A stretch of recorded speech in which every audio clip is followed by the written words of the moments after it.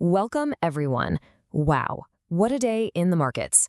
It was like watching two completely different movies at the same time. One half was celebrating record highs, the other, well, the other was in a total freefall. Let's break down this tale of two tapes. So, what on earth is going on here? How can you have a massive rally and a brutal rout on the very same day? To figure that out, we've really got to dig into the two big stories that were pulling investors in completely opposite directions. Exactly. So on one hand, you have this huge surge of optimism because the Fed finally cut rates. But on the other hand, you've got this growing fear that the tech sector, especially the whole AI trade, has flown way too close to the sun. Let's see how it all shook out. And here you have it, the final scorecard. The Dow and the S&P 500, your classic blue chip stocks, they absolutely soared on that rate cut news, hitting new all-time highs. But then you look over at the tech-heavy Nasdaq, and it was a bloodbath. It just got hammered, pulled down by some of its biggest players. It's a textbook case of what we call market decoupling. Yeah, decoupling is the perfect word for it. It's like a school of fish that always swims together, but today, they just scattered. The old school economy stocks, they love the idea of cheaper money, so they celebrated. But the tech world, which is way more tuned in to what might happen next, got a serious wake-up call. So let's talk about that wake-up call, because the AI trade has been on an absolute rocket ship for months now. But today, it hit a brick wall. And now the big question is this just a little hiccup, or are we starting to see the first signs of that AI bubble starting to leak? And the poster child for all that pain today was Oracle. I mean, look at that number. A 10% plunge. For a company that massive, a drop like that is a huge red flag. It tells you something serious is going on under the surface. So why the nosedive? It was really a combination of things. First, their forward guidance was weak. That's basically them saying, hey, don't expect as much growth from us going forward. Then, they admitted that the cost of building out all this AI stuff is getting higher. That spooks investors because it eats into profits. And of course, that didn't just hurt them, it sent a shockwave that dragged down NVIDIA, the darling of the AI world, right along with it. And that anxiety just rippled out. It wasn't just an Oracle problem. Broadcom, another absolute titan in the chip space, also took a 5% haircut.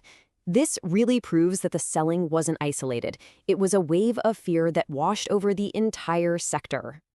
You know, what's really fascinating here is that Broadcom actually had a good earnings report. They beat expectations, but the market is always looking down the road. People were more worried about their future profit margins and some uncertainty around their partnership with OpenAI. It's just a perfect lesson that in this kind of market, being good isn't enough. You have to be flawless.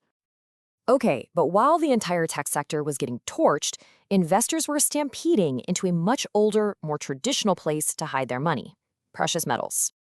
I mean, just look at this chart. It tells the whole story. As money was flying out of high-growth tech, it was piling into silver, pushing it to a new record high. But here's the interesting part. Bitcoin, which people love to call digital gold, didn't get that same love. It actually went down. Seems like when things get choppy, investors still prefer the old-school metal you can actually hold in your hand. So how do we tie all this together? The tech mass, the Dow rally, the silver surge, it all leads back to one place: the Federal Reserve, and the really confusing signals they seem to be sending. Okay, so here's the deal. The Fed cut rates. The Dow and S&P 500 loved it, right? Cheaper money is good for business. But at the same time, we got data showing the job market is still super strong. That creates what everyone is now calling a hawkish cut. It's the Fed basically saying, yeah, we're cutting rates today, but don't get used to it. And that kind of uncertainty is poison for those high-growth tech stocks that need a clear path forward. All right, so after a wild day like today, you're probably wondering what tomorrow holds. We can't tell you the future, but we can have a little fun with it. It is time for our Investment Fortune segment. All right, let's see. If your sign is the ox, the message today is steady wins the race. It seems like today's market favored real, tangible assets and those solid dividend stocks.